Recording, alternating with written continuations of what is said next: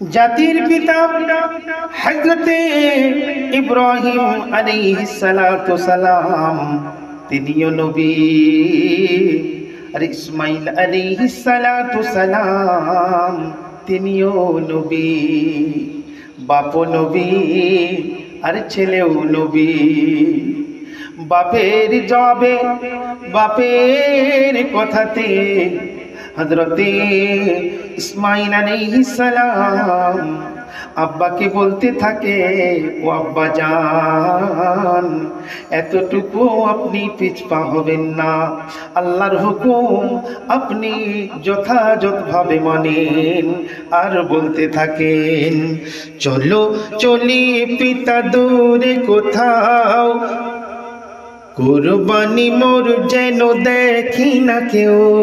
চলো চলি পিতা দূরে কোথাও, কুরবানি মোর যেন দেখি না কেউ।